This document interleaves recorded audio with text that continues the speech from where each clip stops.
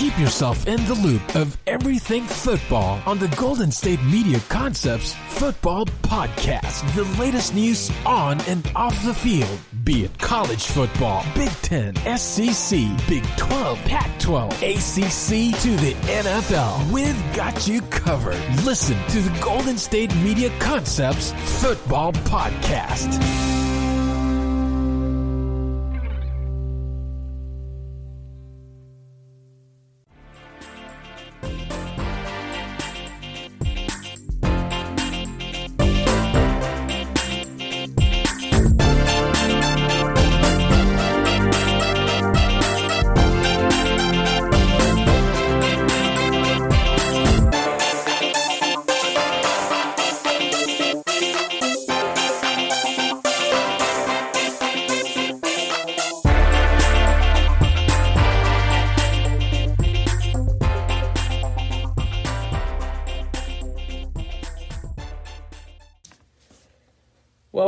Welcome. This is the GSMC Football Podcast brought to you by the GSMC Podcast Network. I am your host, Kayvon Izami, going solo dolo as always, and we really appreciate everyone for tuning in. It is Saturday here as I record this, and we head into Week 9 of the NFL and Week 10 of college football. A lot of stuff going on in the sports world, and then, of course, mainly in the college football world. You know, next week we've got the Masters, which is going to be awesome. College game day will be live from the Masters, which will be very, very exciting to watch that.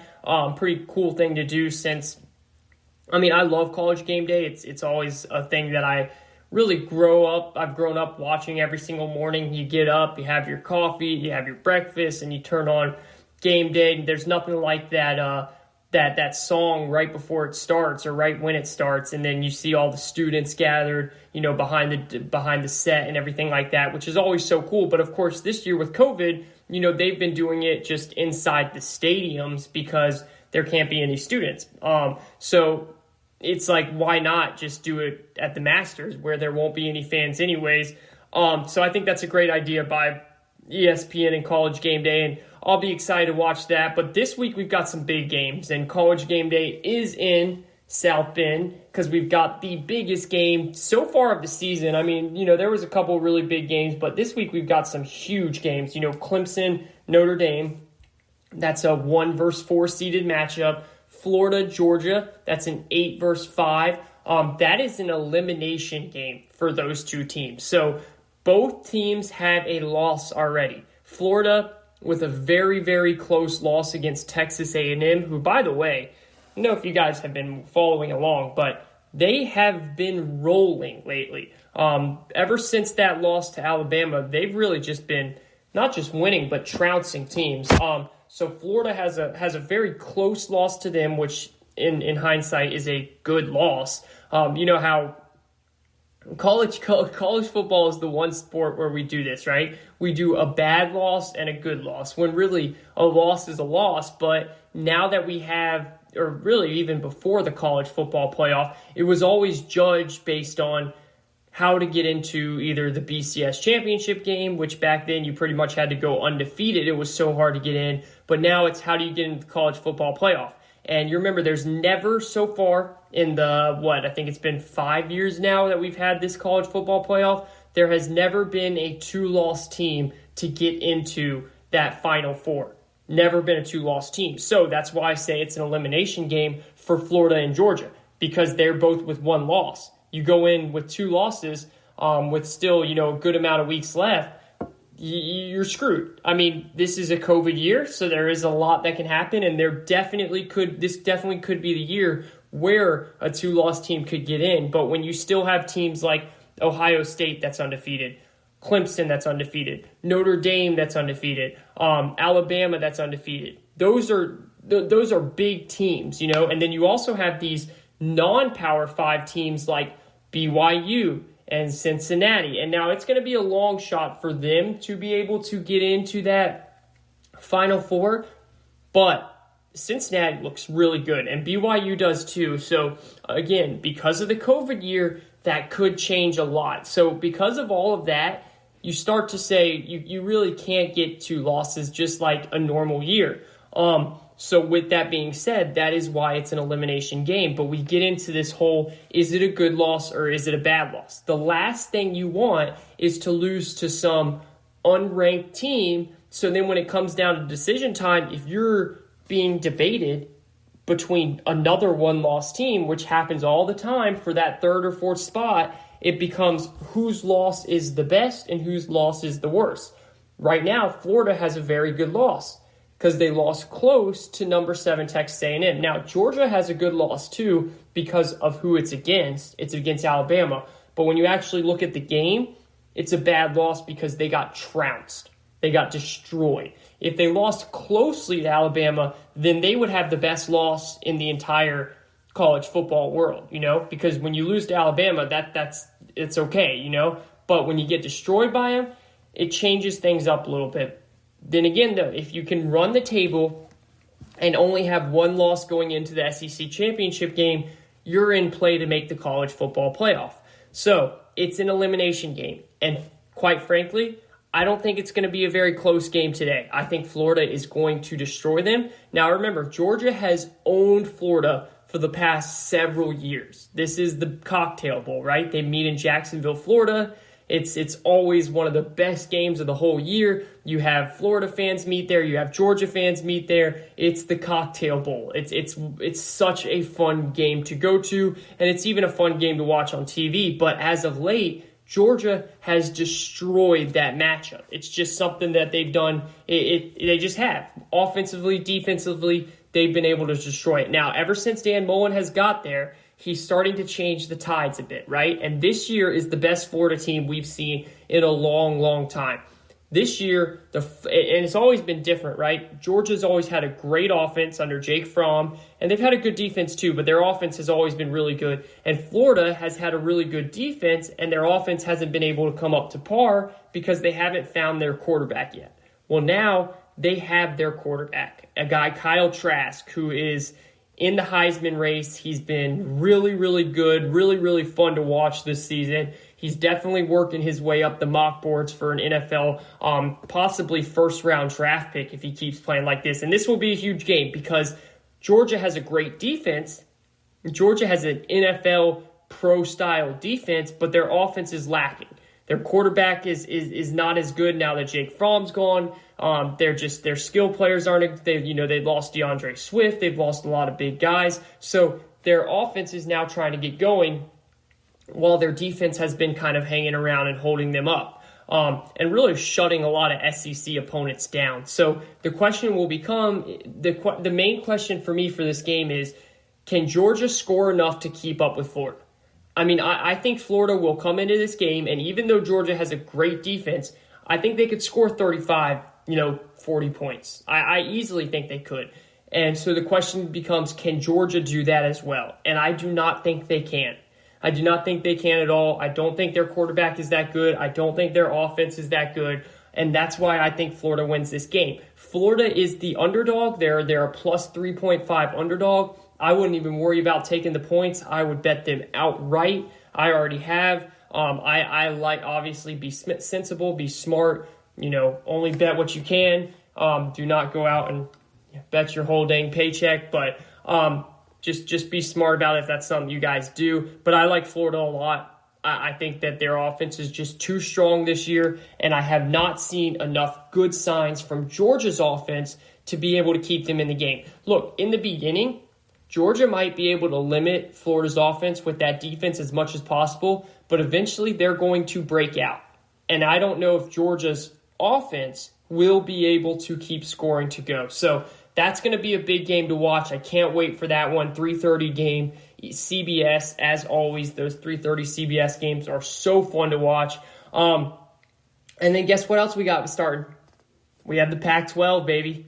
The Pac-12 is back. This is the first weekend. We've got Oregon going against Stanford. I love that matchup every single week. Every single season. That's a great one. Arizona State against USC. That's a huge game for the Pac-12 conference as a whole, because a lot of people think that if the Pac-12 is going to get into the college football playoff, and remember, the Pac-12 has not made the college football playoff in the last couple of years. So they're over there saying, we need to get in, all right? All these other teams keep getting a team in there every single year. Why are we not getting in? So that's something that they really are trying to focus on this year. And all the experts think USC is going to be the team to be able to do it. I don't think they have a team this year that's good enough. I think Arizona State is going to give USC a run for their money, and I think they might even beat them. If they don't beat them, they're going to lose by a very, very small margin. But I think Arizona State's going to give them a run for their money. I love the way Herm Edwards has recruited over there. I love the way he coaches these teams. So that's going to be a fun game, and a game that a lot of Pac-12 fans are going to be watching, because, again, I think that everyone thinks USC is the way to get into that college football playoff. I disagree. I think if you're going to get anyone in, it's Oregon. Now, Oregon lost a lot of key pieces, including their quarterback, Justin Herbert, who has been lighting it up in the NFL. I love watching that guy play. But I just don't think the Pac-12 is strong enough. They're starting too late in the year. People are already fixated on Ohio State, Alabama, Clemson, Notre Dame, many others. We'll see. I could be wrong, but I think that it's going to be tough for Pac-12 to get a team in. Nevertheless, though, I am so excited that they are now back and playing with us. It's going to be a great, great season, and hopefully a season that we can finish and keep watching and having fun as COVID cases all around the world keep rising, which is very, very unfortunate. So, Ohio State's going to go up against Rutgers. That should be an easy win for them. Texas A&M, South Carolina, Texas A&M should win that. Indiana, Michigan. Look, Indiana has been a really fun team to watch. They've been really good on defense. They've been really good on offense. And they've been a surprise. Not many people expect Indiana to be top 15. They're 3-0. They've beaten some, okay teams, but they've beaten them. They beat Penn State, who's now looking like maybe not the best team, but they've beaten they've beaten Penn State on that, very, very close call at the end. They've beaten Rutgers, and now it comes down to Michigan, where Michigan was just off that embarrassing loss against Michigan State. All week, including myself, we have been just going at Harbaugh, and I think that Harbaugh has been a disappointment. Again, look, Harbaugh came in here and has done more for Michigan than the Michigan program has done in a long time. So the people that are trying to read where I'm saying he's been an embarrassment, he hasn't been good enough at all. No, that's not what I'm saying, okay? Like, he still has done a good job. The problem is he didn't come in to do a good job. He came in to do a great job. He came in to make this program a number one program, a college football program every single year, a powerhouse program again. That has not happened. That has not happened at all.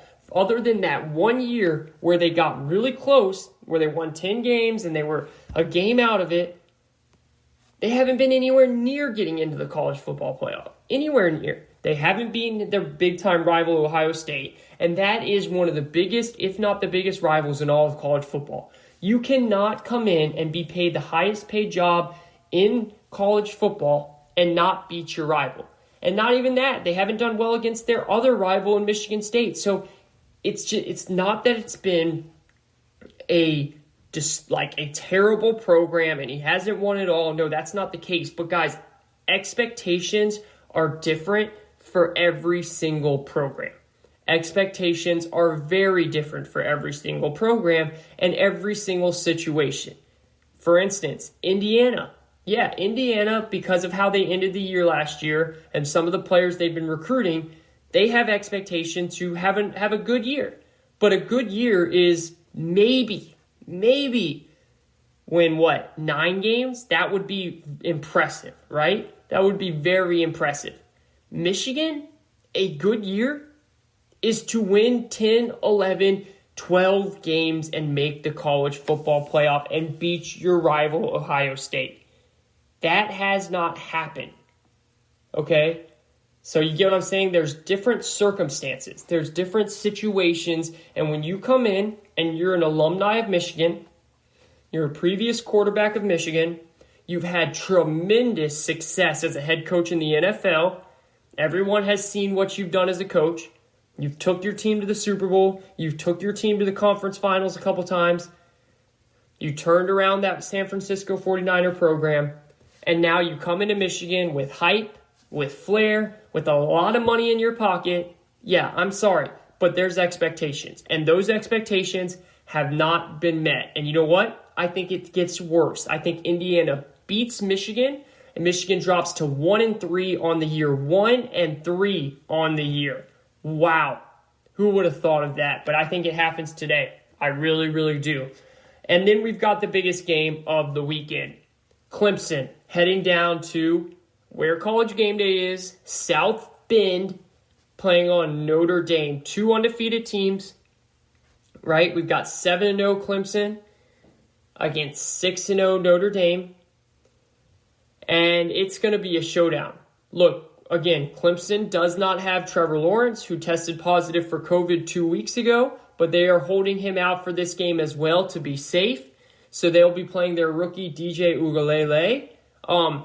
And it's going to be interesting. Look, DJ looked great against Boston College. Their defense did not show up, so they started that game a little bit slow. But then that defense shut out Boston College in the second half.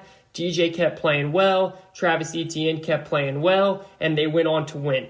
I do think that Clemson should be able to win this game, but I would not be surprised one bit if Notre Dame came and won, okay? That's going to be the big thing. So if Notre Dame wins, this is where everything gets really, really interesting, because if either team, so both teams are undefeated, right? And we always talk about, okay, if you lose, you're out of it. For this situation, that's not the case. Since both teams are undefeated, and since, this is the most important part, because Notre Dame is in the ACC this year. Remember, why is Notre Dame in the ACC this year? Because of the pandemic, because of the coronavirus, Notre Dame decided not to do their normal independent schedule. Why? Because they wanted to join a conference so they don't have to travel all around and travel very far, right? So that's the big thing with why these teams are doing only conference-only games. It's so that they're not flying all around the country. And Notre Dame is an independent program. So usually they play USC all the way, and then they come back and play Miami at times. They'll go out and play Arizona State. They'll play all these, Michigan they'll play. So they'll be going all around the country, and they have a very, very tough schedule usually because they're Notre Dame. So instead, they join the ACC because in every other sport, basketball, all that, they already are a part of the ACC. So they join the ACC, and they'll be playing an ACC schedule. They have been playing an ACC schedule. So that means they'll be eligible to play in the ACC championship game, right? So when you look at that moving forward, and you say, well, Notre Dame's in the ACC, Clemson's in the ACC, that means those two can meet back up. That means those two will play again for a rematch as long as they both do what they're expected to do, which is run the table from here on out, right? So say Clemson loses to Notre Dame without Trevor Lawrence. Well, first of all, will the committee, the college football committee, take stock into that? Of course they will. They have said if your best players are injured or hurt or sick or whatever, they will put that in, they'll put stock into that. They will look into that. So they're going to look and say, okay, first of all, what kind of loss is it? Did they get beat down by Notre Dame without Trevor Lawrence, or was it a close loss? Was it a good game?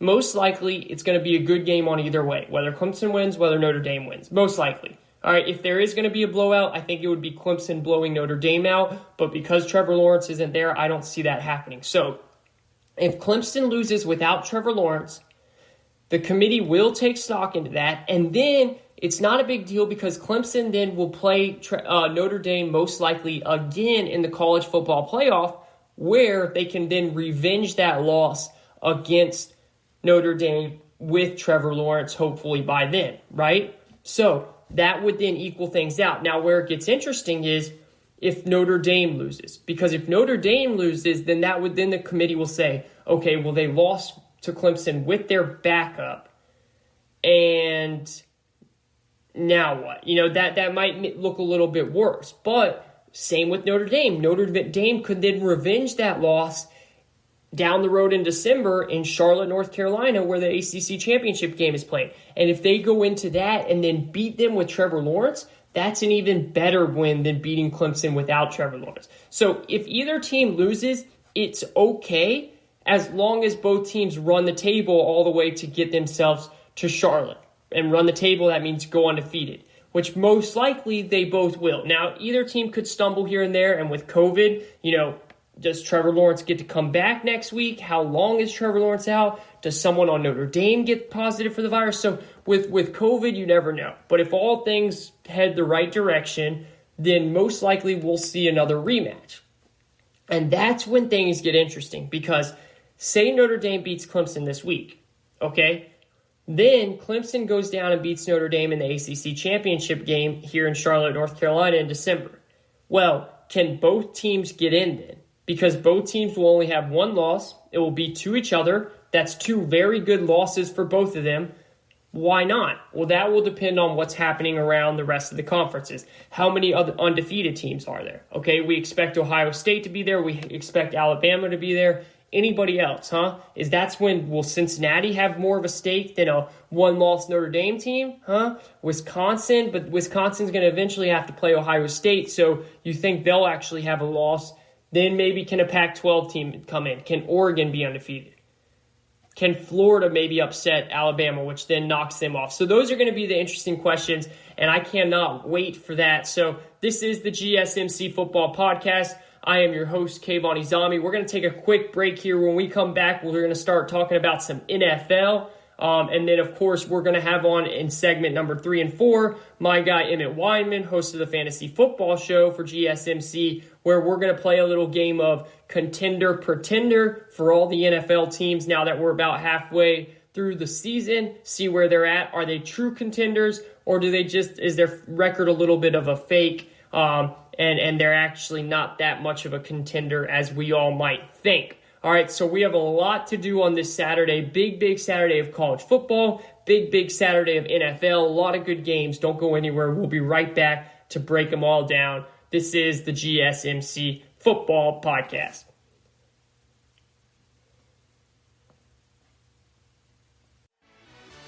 Are you looking for help for your fantasy football team? Check out the GSMC Fantasy Football Podcast. Get today's best advice on who to start, who to sit, even who you should draft. From sleeper picks to red-hot lineups, they got it all covered for you. That's gsmcpodcast.com/fantasy-football-podcast. We'll cover traditional leagues, dynasty, PPR, even IDP leagues. When you need fantasy help, there's just one show to hit up. Don't forget to like them on Facebook and follow them on Twitter. Visit gsmcpodcast.com for more info.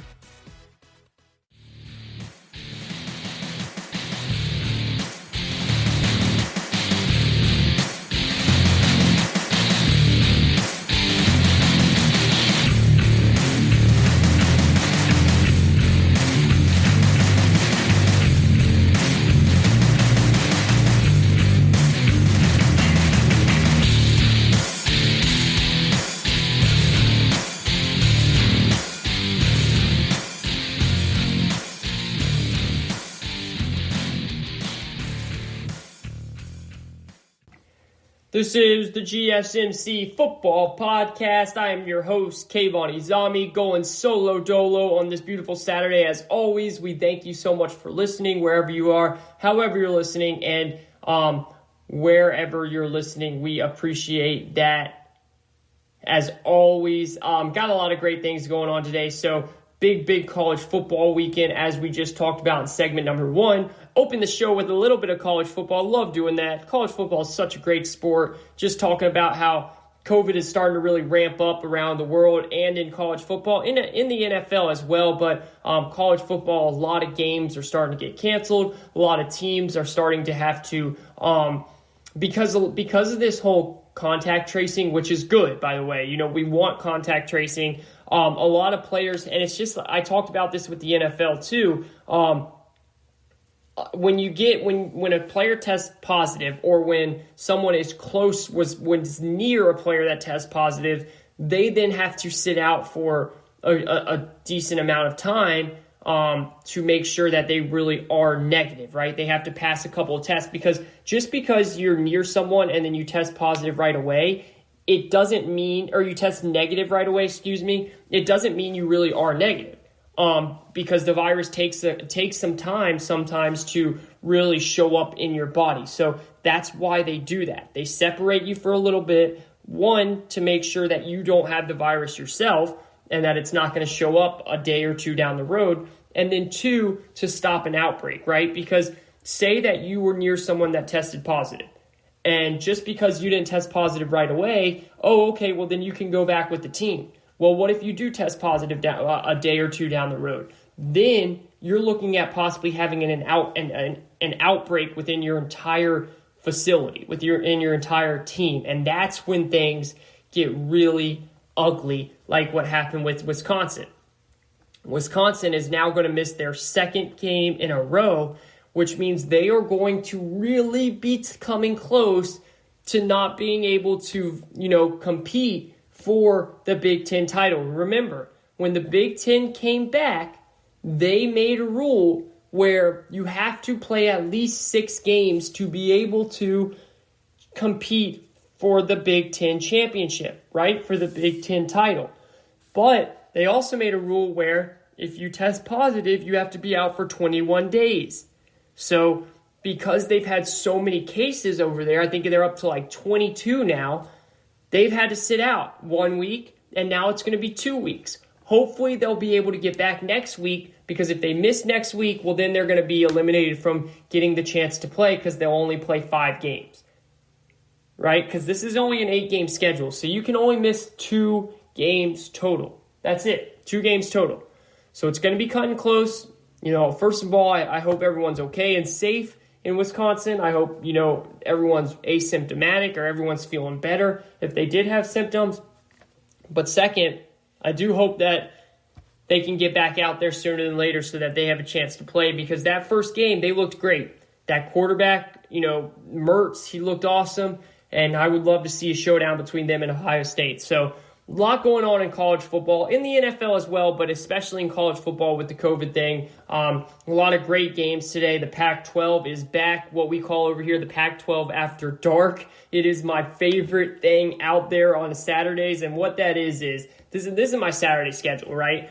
Now that I do this show, I wake up, watch a little bit of College Game Day, or depending on how early I wake up, I'll wake up, have my coffee, have some breakfast. If College Game Day is not on yet, yeah, I'm an early bug. I wake up a little bit early. I know. I'll start this show. If it is on, I'll chill. If I sleep in a bit, I'll chill, watch some College Game Day, and then I'll get started on this before the noon game starts, so I can be all done with this, right? So then I'll watch football all day. Start to grill out maybe, or get some dinner, pizza, order something, cook here and there. Not always though. Usually Saturday's a day of either grilling out or ordering out. That's what I do on Saturdays. That's my big day. I'll do that right around right after the 3:30 games, right before the 7:30, the big primetime ACC game starts, usually the Kirk Herbstreit, Chris Fowler game. Those two are amazing on the call, by the way. I could listen to those guys all day. They did week 1 of the NFL too. You know how the NFL for week 1, they always do a doubleheader on Monday night? So they have a 7:30 game and then a 10:30 game, which I love so much. Well, Chris Fowler and Kirk Herbstreit did that 7:30 game, which I think was Pittsburgh Steelers against the New York Giants. They did awesome. So, those two are great. And I don't know if you guys are big tennis fans. I'm a huge tennis guy. I love Nadal. I love watching tennis. Big, French Open, U.S. Open, Australian Open, and Wimbledon guy. I don't watch tennis regularly, but when the majors are around like that, you'll find me glued to the TV. Well, Chris Fowler, he does that as well. He commentates for tennis as well for ESPN, and he does a fantastic job. But I love watching those two. Those guys are really, really good at what they do, and they make the broadcast very fun. So them, and then the CBS 3:30 game is always a very entertaining game. Good broadcasters all around. So by then I'll have started to eat or starting to, cook, grill out, whatever, while the game gets on, eat.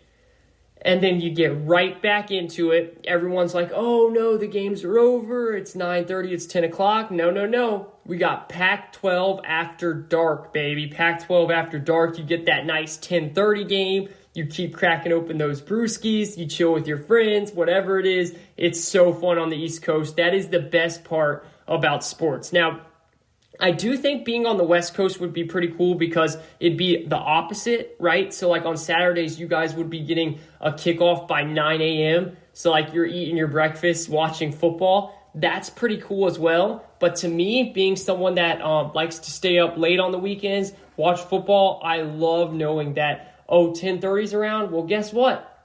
We still got another game or two to watch.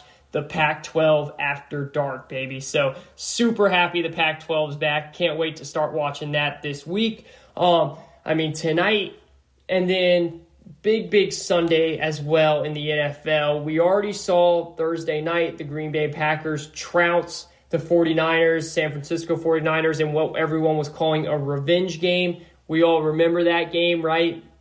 Last year, 49ers straight beat down on the Packers in the NFC Championship game. Jimmy Garoppolo only threw the ball 9 times. They just ran all over that Packer defense. And let me tell you, this Packer run D is still pretty bad as well. It is pretty bad as well. That's something we got to watch out for. But that was a different game. The 49ers are just so banged up. They have so much going on with injuries. It's terrible. It's unfortunate. I hate it for them. But the Packers took advantage. Aaron Rodgers, Devontae Adams, they are on sync like no other. So the Packers are sitting at 6-2, atop of the NFC as a whole. And then we have another big NFC game that night. What do we have? We've got the New Orleans Saints coming to the Tampa Bay Buccaneers. Not only is that a big NFC game, that's a big NFC South game.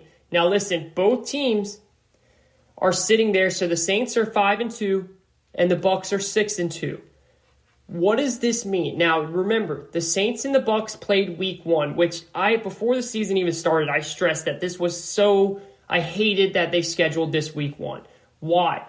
Because first of all, the Saints were going to be the better team week 1 because they've been together forever. The Bucs, they're all new, right? Tom Brady, it's a new staff with Tom Brady. The staff was there last year, but when you have a new quarterback come in, everything changes. So I knew that the Saints were going to win that game because, why? They were going to be more together. They were going to be more clicked in. And everyone started freaking out. Oh, gosh, Tom Brady looks bad. He threw 2 pick sixes. No, guys, no. It was week 1. Imagine being in a system for 20 straight years and then going to a new system and expecting to be perfect, playing a team that is always in the playoffs, a team that is always one of the best teams in the NFC as a whole, and beating that team in the first week. No, that's not going to happen. Come on, right?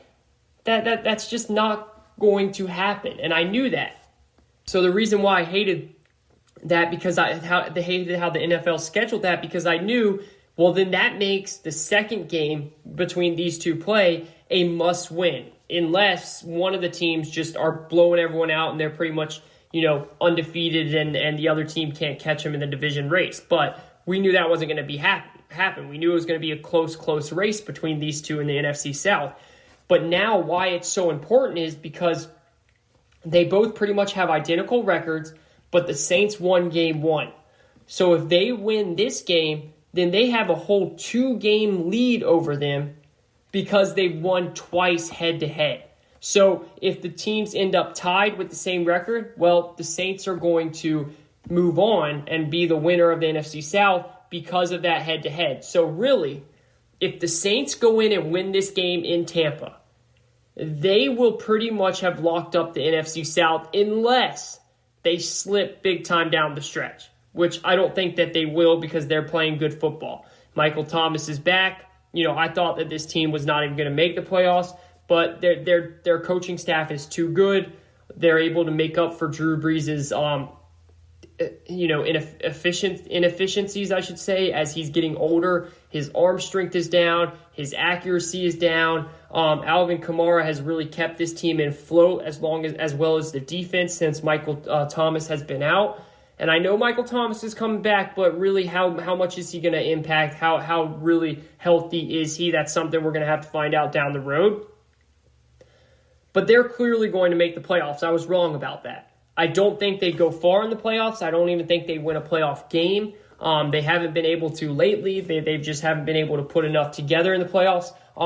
But I think the Bucs win this game. Now, I could be completely wrong. They could be just have something where they just can't beat the Saints. We'll see. But I think the Bucs should win this game. I think that Tom Brady understands the magnitude of this. Tom Brady usually plays really, really good on primetime games, especially this year when he's trying to show to all those people up in New England, hey, look what you're missing out on, because they see what's happening for them in New England right now, and they don't like it. So I do think Tom Brady's going to put on a big game, but we'll see. And it's going to be huge because, again, if the Saints win that game, it puts the Bucs. Now, it's not like they're not going to make the playoffs. They're still going to make the playoffs. There's no doubt about that. But it looks like they'll be fighting for a wild card more than likely if they lose this game, which is still okay, but you want to win the division. You really want to get that division win so you can have a home field playoff game.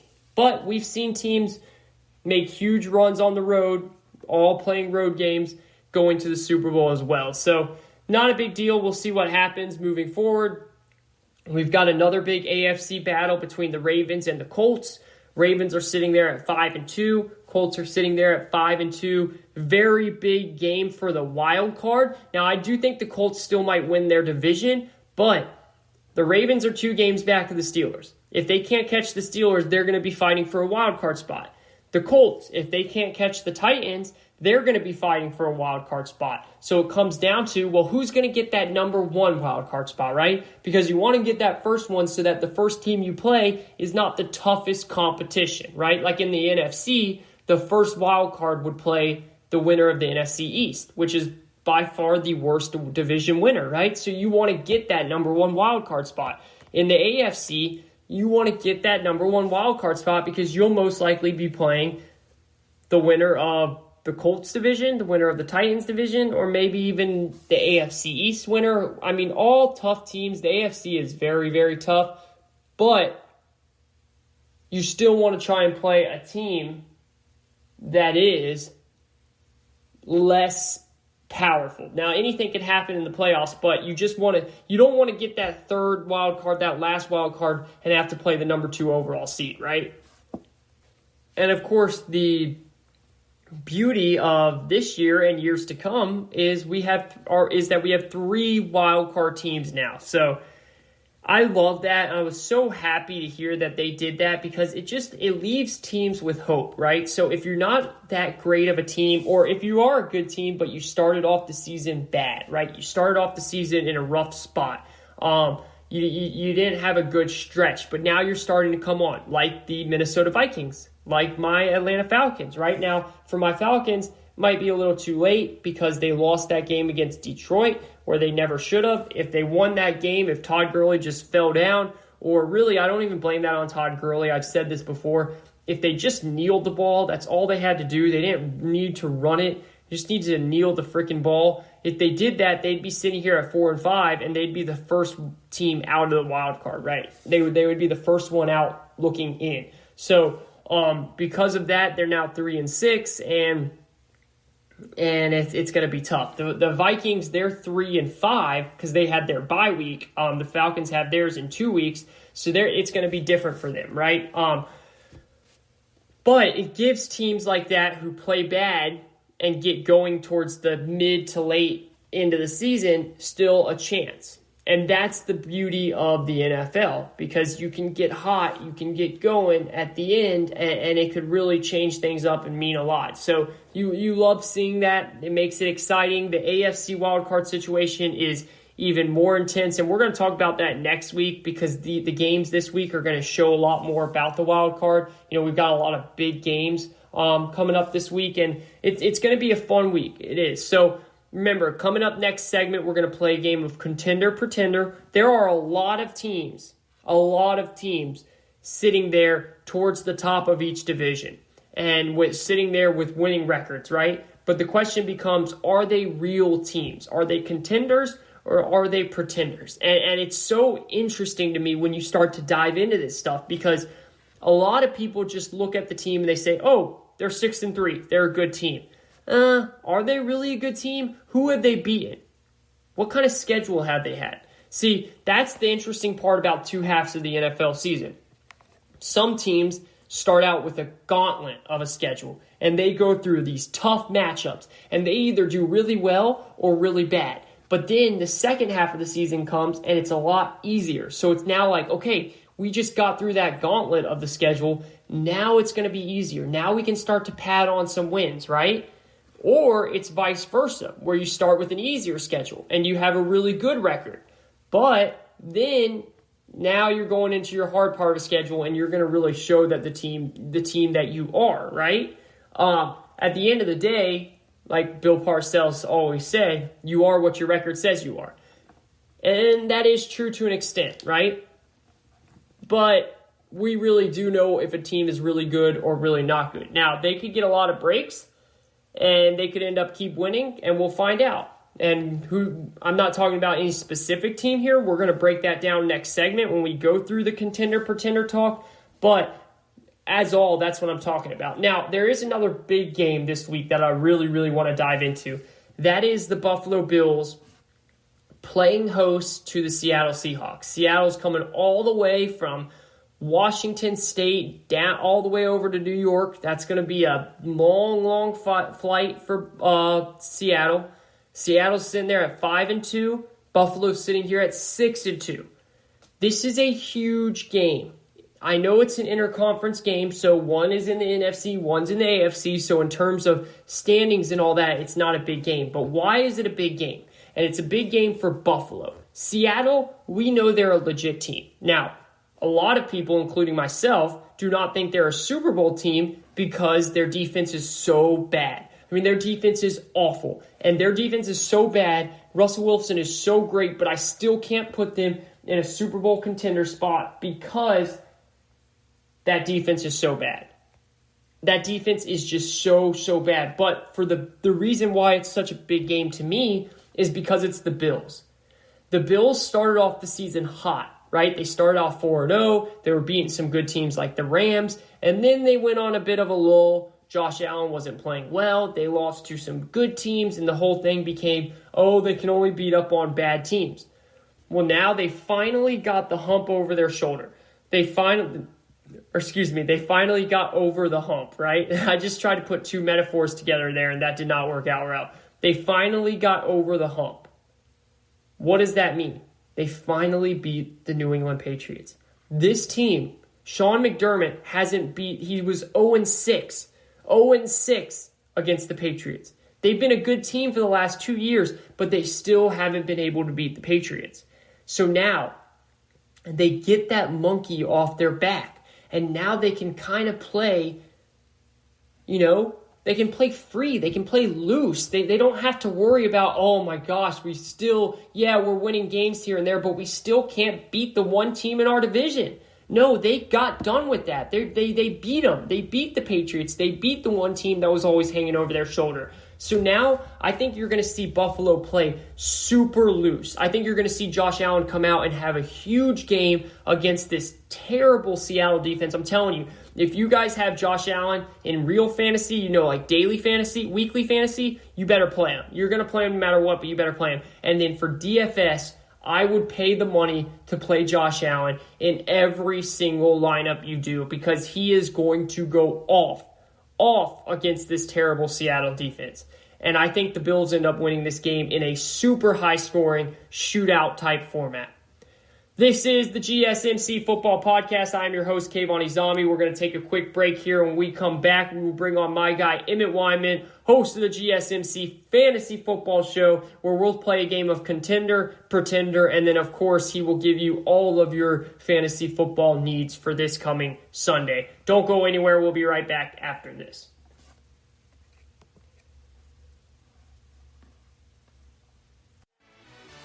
Check out the show that's built on the MMA, from the UFC to extreme cage fighting. They got the fights covered. Check out the GSMC MMA podcast. Get the latest news on past or upcoming fights. Join us as we talk to and about some of the biggest names in the MMA, past, present, and future. When it's the fight game, there's just one show to check out. GSMCpodcast.com/MMA-podcast. Don't forget to like them on Facebook and follow them on Twitter. Visit GSMCpodcast.com for more info.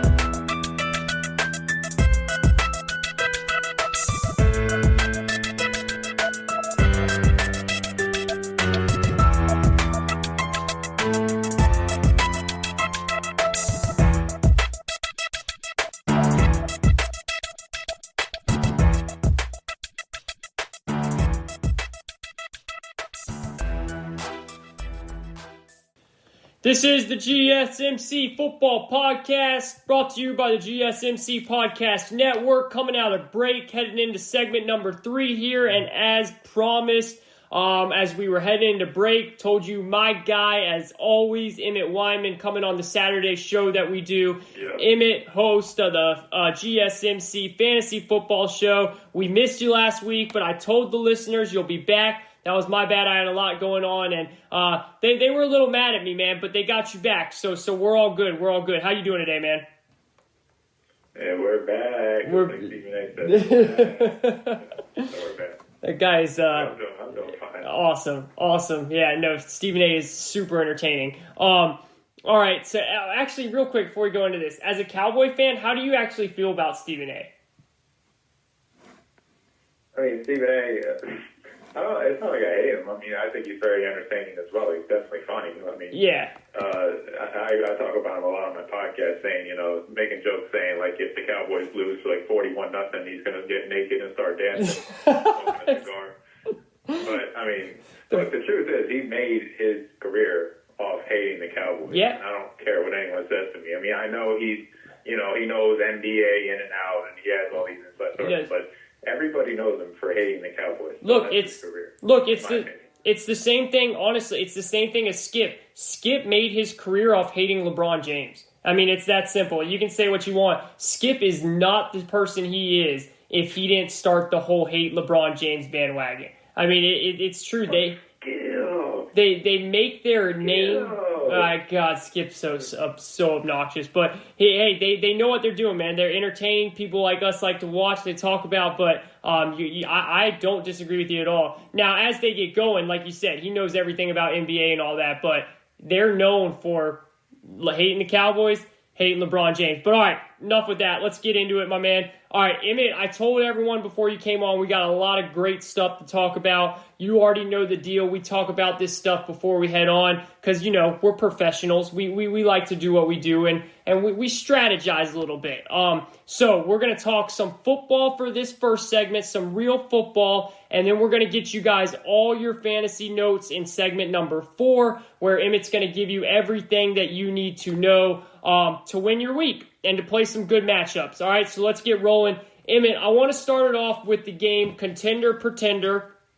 All right, now that we're halfway through the season, we have a good idea of, who are the teams that are going to be in the playoff mix? Who are the teams that clearly are good teams, quote unquote? I mean, based on their record, we'll see if they're really good teams by this game. But are they contenders? Now, a lot of people are going to say, well, how would you define contenders? To me do you give them a shot to make the Super Bowl? Not necessarily win it, but if they have a shot to make the Super Bowl, then they have a chance to win it. So I'm kind of defining contender as that. Are you good with that definition? Sounds good to me. Okay, all right. Well, let's get it started. We'll go AFC, then NFC. We'll start off with the easy ones. The Kansas City Chiefs. Emmet Weinman, host of the GSMC Fantasy Football Show. Are the Kansas City Chiefs contenders in your eyes?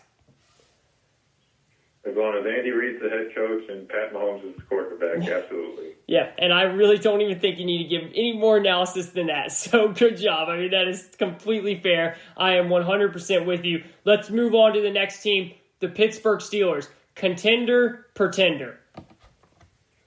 They're my favorites to win the Super Bowl, honestly. I mean, I think they're the most, it's for a variety of reasons. Not to sum it up, basically, not only do they have the talent, they're really balanced on both sides of the ball. They really have a good defense as well. They're back to those steel curtain days, and their offense, Big Ben's back, so they're rolling there. The receivers are studs. The running backs are studs. The line has been there. But the continuity they have is just such a big advantage over the rest of the league. And I didn't really think about this in the preseason, but with no offseason, you really got to have the teams that are doing well really have the same, not only just coaching, but the quarterbacks, the coaches, the scouts they've had in place for like 20 years. The GM's been there forever. Rooney's been an owner there forever. The entire family. So they've all had that continuity for a long time.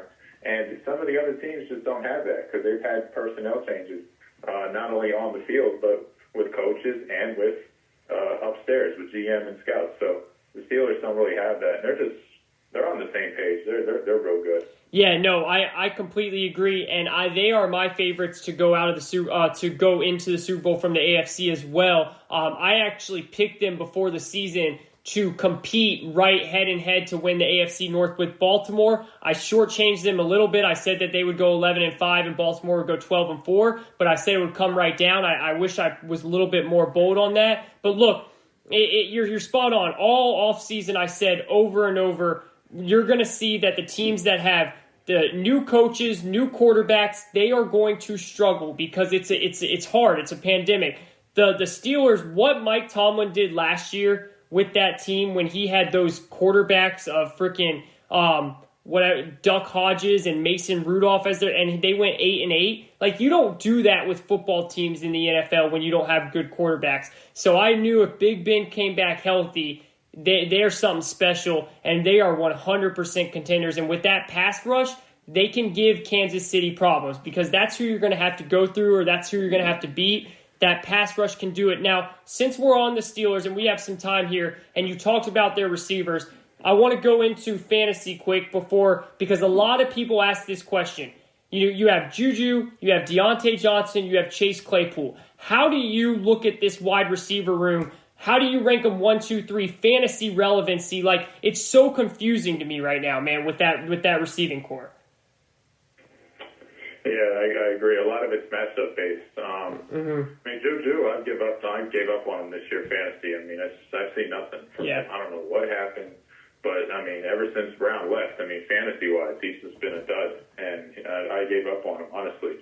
Deontay Johnson I like him. He was the guy that I was saying in the August, stash him on the bench and with the 12th round pick. I mean, he's really talented. He breaks tackles when he runs. I mean, he's a really tough runner. He's very quarterback friendly, getting open in the slot. So his targets are, insane. He gets almost 10, 11, 12 targets a game. That first game back, he had like 13 targets. Yeah. So he's a really nice weapon for Ben. But the thing with him is he can't stay healthy. So that's a big mishap, which if you have him. Claypool, Claypool's a freak. We all know that, but I mean, he's a rookie, so with him, it's getting adjusted. And look, we've seen the big time splashes from him. We saw that 5 or 4 touchdown game versus the Eagles or whatever. But with him, I mean, it's about the consistency. I don't think you can really have him yet, but he's definitely worth the roster spot if you have him on the bench, just in case for really good matchups, cough like this week. You can start him, and he'll have a great day. I think with all of them, it's just matchup based, but they definitely have talent. I agree. And they got James Washington too. I know. He's not even a viable option, but they picked him in the second round. Man, whoever their wide receiver, whoever is scouting their wide receivers over there, they do such a good job at drafting wide receivers. It's insane. But I agree with you, and I think it's a really good call. A lot of people that aren't really dug into the game and watch the games the way we do, they might say, oh, wow, that Deontay Johnson call, he hasn't done anything. Man, it's not true. When he is on the field, he is by far Big Ben's favorite target. I mean, it is so obvious. Like you said, he gets 10, 11, 12 targets a game, and he does something with them too. The problem is it's so hard. It's frustrating because he can't stay healthy. But this week, if you have him against the Cowboys, would you play him? Or is it tough because he gets hurt? I mean, it's really what you got. I mean, you have to go through, the other matchups that you have. I mean, because the thing is with Deontay, the way you acquired him is likely like you drafted him late, or you got him off waivers. So it's not like you're forced to start him because he's a high draft pick or there's some other guys. So just look at the matchups, honestly. Okay. Do your research. I mean, because I don't think he was a must start, even though he has one of the best matchups in the world. Just because I don't know what he's going to get, but I'm not saying he's just a sit either. If you know what I mean? Yeah, no, definitely. It's tough, and I agree. The best advice is to look at the matchups. All right, let's keep rolling here. But all right, so far, Chiefs, Steelers, both are clear contenders. Me and Emmet Weinman's eyes. Baltimore Ravens, contender, pretender. Who you got? Listen, the Ravens, they don't have a drop-back pass game. And we said this after the Chiefs game. Mm-hmm. I mean, the Steelers routed them, and that's the reason why. I mean, Lamar, they gotta win games passing the football with Lamar. There's no other way about it. Great athlete, great running offense. It gives them a lot of threats with not only his arm, his leg, but I mean, he's got to win games with drop-back passing, all right? Meaning, if he's under center, all right, we got a running back in the backfield. He's got to step back, drop back 5 times. 1, 2, 3, 4, 5. Look, and make a throw. Or else teams are just going to blitz the heck out of him. They're going to contain him in the read option, and the Ravens are just going to be one-dimensional on offense. And that'll win you games. I mean, last year they were winning games at an enormous rate, and I think a lot of that, looking back, is due to Lamar's just pure outstanding athleticism. But I mean, teams are catching on to that, and they're figuring out, hey, the Ravens can't win in a drop-back pass game, so we're going to play in that way, and that's why good teams are having success against them. So I don't know about the Ravens. I mean, I would have said yes a few weeks ago, but I don't know now. So I'm leaning more towards no, actually. Yep, I have it written here right on my paper. It says pretenders, and then I put in parentheses, not yet. They're just not there yet for every single reason that you just laid out in a very, very well said way. It's the truth, man. And we're not, I know from what I'm saying, I'm not hating on Lamar. I like Lamar. I think that he can become a drop back passer, but it's going to take time. The league is figuring him out. And also, man, he doesn't have very good weapons. I mean, yes, Mark Andrews is a good tight end. Hollywood Brown is a good receiver, but he's not that big receiver where you can throw it up to a Dez Bryant, back when he was in his prime, a Devontae Adams, a Julio Jones, where when you're in trouble, throw it up and let those big boys do the catching. Throw it up and let those hands do it. He doesn't have that yet, but when he gets that, if he gets that, I feel like that can help him out and help us, get to that point maybe. But right now, his pass game is going to hurt them. It's going to cause turnovers. And while that defense is really good, I just don't think it's going to be enough this year because the league is starting to catch up with what he does with his legs. So I agree with pretender. Let's move on. The Buffalo Bills. Emmet Weinman, host of the GSMC Fantasy Football Show with us, playing a game of contender, pretender. Buffalo Bills, are they a contender or a pretender in your eyes? Buffalo's got to get a little bit better on defense.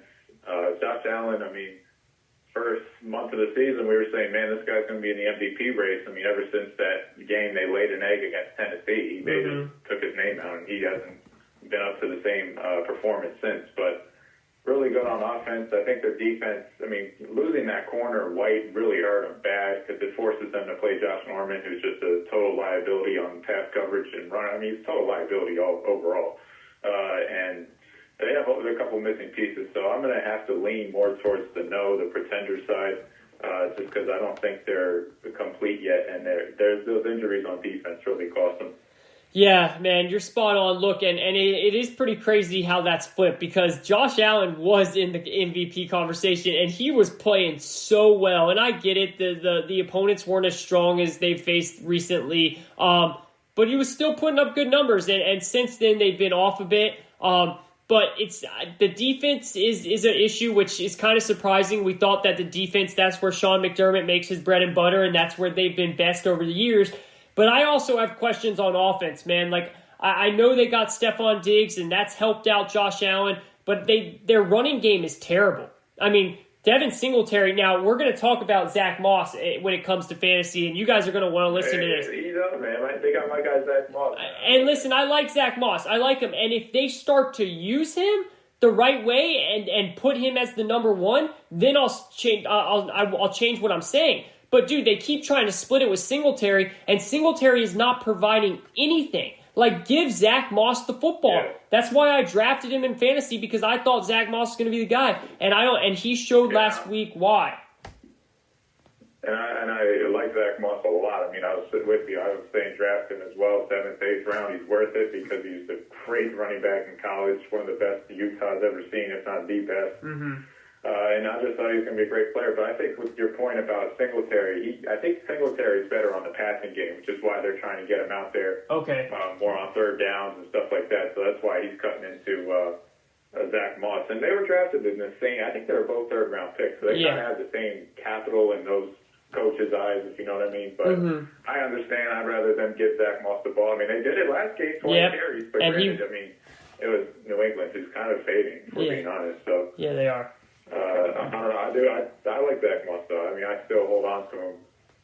But Buffalo overall, they got to get better on defense, and Josh Allen's he's got to play elite on offense if they want to win the big one. For sure. And we'll see what happens with Tua, but they also got to watch out and see, because Miami's got a great overall team.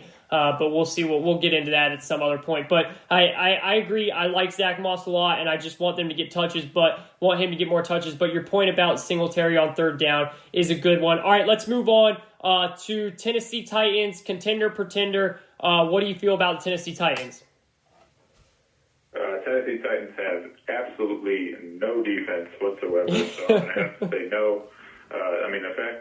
That game, I just still can't figure out how the Bengals went out there with an entire backup reserve offensive lineman and just whooped their butt. Not one sack. I don't understand how that happened. Not even one sack, dude.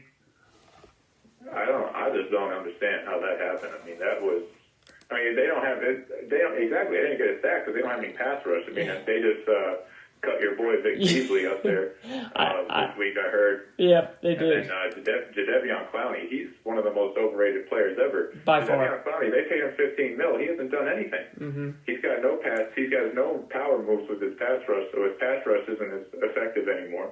I mean, people, when you think of Jadeveon Clowney, they're thinking of the player at South Carolina that blew the guy's helmet off. I mean, that's just not him anymore. Mm-hmm.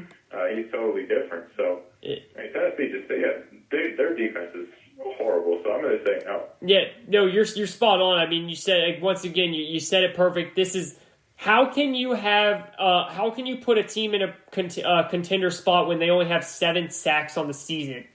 7 sacks on the season. I mean, you know how bad that is? Like, Aaron Donald has double that himself almost. I mean, I think the Cowboys have more than that. The Cowboys do have more than that. They get the worst pressure on the quarterback than any team out there. And I get it. They just traded for, the cornerback from Los Angeles, the Chargers. He's slipping my name. He's a good cornerback, though. Do you know his name? Do you remember? King. Yeah, Desmond King. And he's a good quarterback. Appreciate that. But you got to get pressure. If you're going to win in the NFL, especially in the playoffs, you got to get pressure. And I love Derrick Henry. He is a big boy. Ryan Tannehill's been playing very well. I like A.J. Brown. It's a great offense. Arthur Smith, the OC, he's going to get some looks as a head coach. He's doing a good job. He's doing a great job. But how can you this is the NFL, like you said. How can you put a team that can't get any pressure on the quarterback as a contender? You just can't. And that's why they're pretenders in your eyes. That's why they're pretenders in my eyes. One more team in the AFC. We got Emmet Weinman on here, host of the Fantasy Football Show.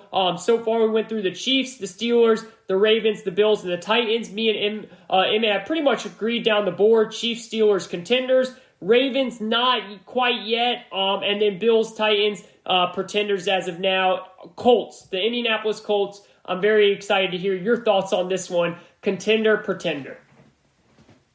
I was going to say for the Ravens, it's so hard because, I mean, their roster is really, really well constructed. But, I mean, again, it's that drop-back pass game that's killing me just watching them. Yeah. But with the Colts, I'm going to say absolutely no, and that's because Phillip Rivers he can't throw the ball. I mean, come on. Get out of here. I'm not even going to lie, man. I just put this one in here just to hear you say that. Like, I mean, everyone, we all know, they're not going to, they have a good defense. Their roster's put together. Me and you had a great conversation off air about how good of a GM Chris Ballard is, but Phillip Rivers, he's been a great quarterback in this league, but his time's done. It's just that simple. They might win 10, 11, 12 games even because they have a kind of a weak schedule, but they're not going to win the playoffs with Phillip Rivers, right? If they had, no, absolutely not. But if they had Andrew Luck, that would be just so interesting. That really man. Ballard's plan. I mean, he really, when Ballard got that job, he's smiling ear to ear. He's like, heck, I got the easiest piece. I got the quarterback. He's a good one. Let me just build around him. And then he did that, but then he lost the quarterback. And I think it's going to just stop them from going to a Super Bowl. I mean, they picked some really good young players, both on both sides of the ball.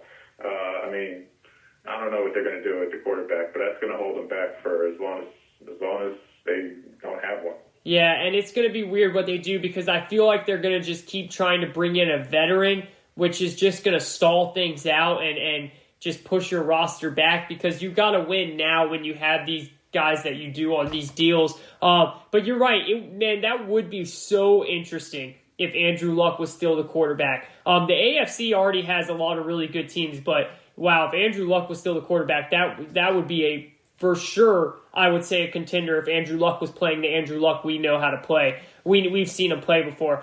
So yeah, both pretenders there. That's pretty obvious. Let's move over to the NFC.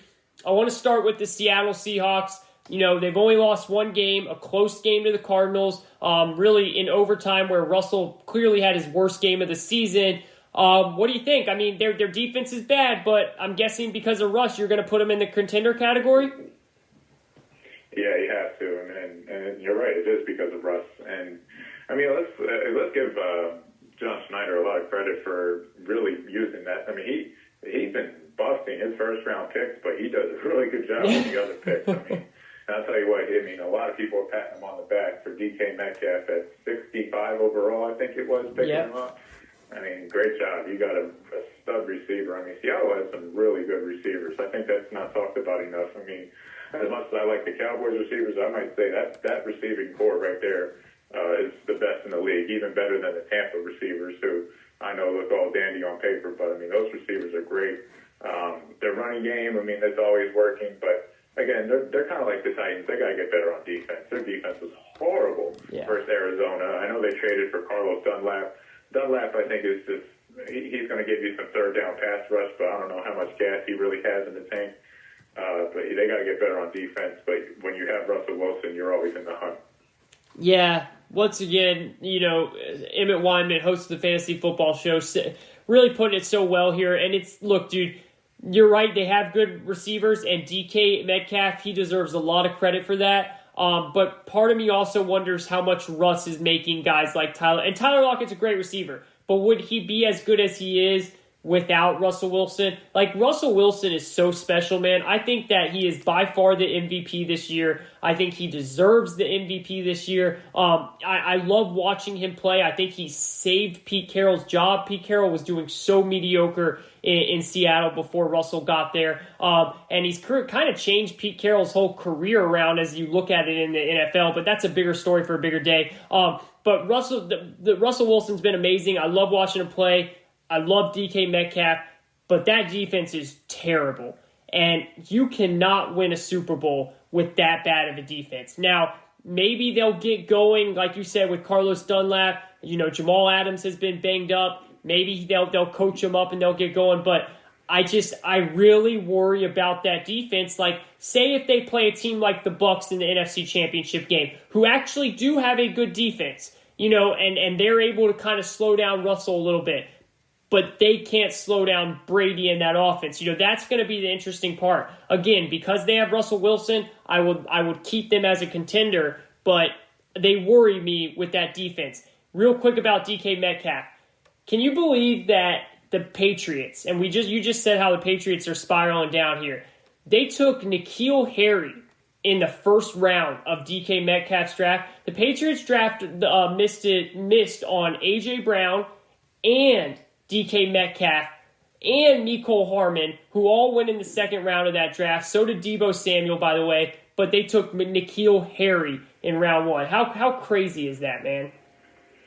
Yeah, I mean, that's just the draft guys. I mean, they had Tom Brady in the 6th round, so, I mean, it's going to work both ways. But with Harry, I mean, he's a raw prospect. I really liked him at Arizona State. I mean, he seemed to have the route tree all matched to me. And I'm not going to lie to you, I was really wrong about DK because, you know, obviously everyone saw he was a massive guy running a 4.3. You say, oh, give me that guy all day, like Al Davis would say. But with him, I thought he was just a guy, okay, he's going to run a 9 route. You know, that's predictable. Defenses will stop him. Well, the thing is, he's so freakish with his body that you have to put double teams on him, and that kills defenses, especially when you can have a quarterback like Russ. So it is crazy in retrospect, but I think that's what they were thinking at the time. And, the Patriots not looking too good. No, I get it, but Bill Belichick, and I think he's the greatest coach ever, but he needs to take some serious blame. And I talked about this on my Tuesday show. You know, he hasn't drafted a Pro Bowler in the 1st or 2nd round since 2012 when he hit on Chandler Jones. I mean, the guy's just not good at drafting. He makes his MO on bringing in free agency. He took Sony Michel in round 1 when really the superstar running back was the other Georgia running back who went in round 2, which was Nick Chubb. Like, he's just not a very good drafter, especially when it comes to skill position. But that's a conversation for another day. And we can have that because I love talking these kind of conversations. Go ahead. I just think, I know we want to move on, but I just think with him, it's not about the Pro Bowler. I mean, I know if you can, like my Cowboys, it's all about the Pro Bowlers with them. With New England, it's not about that. It's about drafting, getting these guys on, collecting a lot of picks, getting these guys on young, cheap contracts, so when they're about to get paid, like the Chandler Jones, they just ship them away, get more value, get younger. That's their thinking. So I think that's why. I'm not going to say Belichick has done a great drafting job either. I mean, that's not true. Yeah, no. I agree partly with what you're saying. Yeah, no, I get that. And you're right. That is what he does, and that's really what he does in free agency, too. He gets guys that play subpar, and he brings them in on a cheap deal, and he makes them really good, and then they go off. So I get that, but he's starting to he's drafting guys that are looking like they're not even going to make it in the league. I mean, maybe N'Keal Harry, I'm sure he'll get another chance somewhere, and it will help him. Same with Sony Michel. They show potential, but when you see all the guys behind him, it's just really bad. But we got to move on here. All right, Tampa Bay Buccaneers, Emmet Weinman here, host of the Fantasy Football Show. Contender, pretender for Tampa Bay? Contender, and that's because I think their defense was, obviously, I mean, it's there because of Todd Bowles, for being honest. I mean, I don't think the personnel is decent. I mean, they have some really good linebackers, but I mean, that defensive line is aging but good. But Todd Bowles really just is the glue for that defense. He got everybody on the same page. He got them playing non-disciplined football. So you combine that with a good defense with the GOAT Tom Brady, and then here's number 84, Antonio Brown, from making his return. So we'll see what he could do. I think that's gonna, if he can come in and be a really dynamic player, similar to the Pittsburgh days, and then I think you got to put Tampa in the top 2 in the NFC with Seattle. So yeah, they're definitely in. I agree, and I completely agree with you on Todd Bowles. I hope Todd Bowles gets another shot at a head coaching job because he deserves it, man. He is such a good defensive coordinator. It's amazing, and that defense, he's turned it all around. It's one of the best defenses in the NFC, really. They have their times of where they let go and they kind of let up a little bit, but it's a good defense. Brady looks good. He's got his deep ball still on. It's completely opposite of what Drew Brees looks like, to be honest with you. And the receivers, the only thing that worries me is this. Those receivers cannot get healthy. So if Antonio Brown does come in looking like the Antonio Brown we know, then okay. But if he isn't, and those receivers just stay banged up all season, that might come back and bite them in a little bit. But right now, you got to put them in the contender category. We're going to do one more, and then we're going to take a break, and we're going to finish the other 3, and then we'll go into fantasy talk from there. So Emmet Weinman, host of the Fantasy Football Show, the Green Bay Packers, contender, pretender? Contender because of their quarterback, but at the same time, they oh my God, I mean, their run defense is so bad. Mm-hmm. I mean, the Minnesota Vikings last week literally ran one play on them. Just run Dalvin Cook right up the middle, and they beat them by doing that. I mean, granted, I know the weather conditions were bad, and although Minnesota's a horrible team, so the fact that you let them do that, I think speaks volume about their defense. And I don't know how much Matt LaFleur is really emphasizing defense. I mean, they've kept the same coordinator that McCarthy had, and that was Mike Pettin. And Mike Pettin's basically just running Rex Ryan's defense with the Jets. So, I mean, who knows if he's really it at DC. I don't know if it's DC or just the players. I know they signed a lot of free agents on defense last year, so they definitely had some players, but they got to get a lot better, especially on run defense, if they want to really have a shot with the battles. Yeah, I actually have this team in the pretender category, man. I like what they're doing on offense, but I can't stand that defense, man. The Minnesota Vikings have been awful all year, and you're right. It's not like they were doing some Kyle Shanahan scheme where they were doing all these different run blockings and having wide receiver motions out. They were literally just giving it to Dalvin Cook and say run, and he was destroying it. It's exactly what the 49ers did to them in the NFC Championship game last year, and I just think when they run into a team that can pound the ball like the Bucs can with two different running backs, even like the Saints can with Kamara and Latavius Murray, I just don't know if they can stop it. And also, I know Devontae Adams is really good. I know Aaron Jones is really good. But them drafting Jordan Love is going to come back and bite them. Them not trading for Will Fuller or someone like that is going to come back and bite them. They just don't have enough weapons. I'm putting them in the contender category. It might be a pretender category. It might be a hot take, but I just don't really like what I'm seeing. Yeah, I think the Will Fuller thing, I know a lot of people were hyping that up throughout the week. Will Fuller is an injury-prone player. That's why he didn't get moved. Well, he can't stay healthy, and I don't think anybody's going to be willing to give up draft compensation for that. I definitely agree they should have made a move. I think the move should have been probably, chasing Antonio Brown down, trying to get him. Oh, yeah. I know it sounds kind of wicked, but hey, you want to improve your team for free, there you go, if you want to handle him. So, yeah, with the Packers,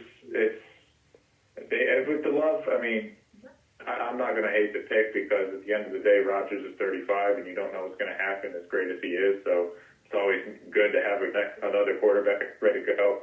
But yeah, I agree. In the sense that, you're trying to win right now with Aaron Rodgers, but at the same time, you got to protect the franchise. And I think the Packers are more interested in protecting the franchise for the long term than they are really trying to go all in with Aaron Rodgers like all the fans want to do. Yeah, no, they definitely are. They've shown that numerous times. That's a whole different thing. I just don't even know really who Jordan Love is with what he showed in college and all that. But I just think that they should have given Rodgers at least one more chance to go for it. And look, maybe they think Rodgers, hey, put it on your shoulders, do it yourself. We'll see if he can, but I don't think he's that guy that can do that anymore. There's too many deficiencies in this roster. We're going to take a quick break. Emmet Weinman, as always, every Saturday. I promised you guys he'd be back, all right? You guys, they were freaking out, man. I thought they were going to, charge me or something on Twitter, and I said, reel it in, man, all right? Reel it in. Homie's going to be back. He's back, like I said. All right, we're going to take a quick break. We're going to come right back. We've got the Saints, Cardinals, Rams, and Bucks. We're going to knock those out real quick. Contender, pretender, and then we're going to go into fantasy, all right? So we'll be right back after this. This is the GSMC Football Podcast.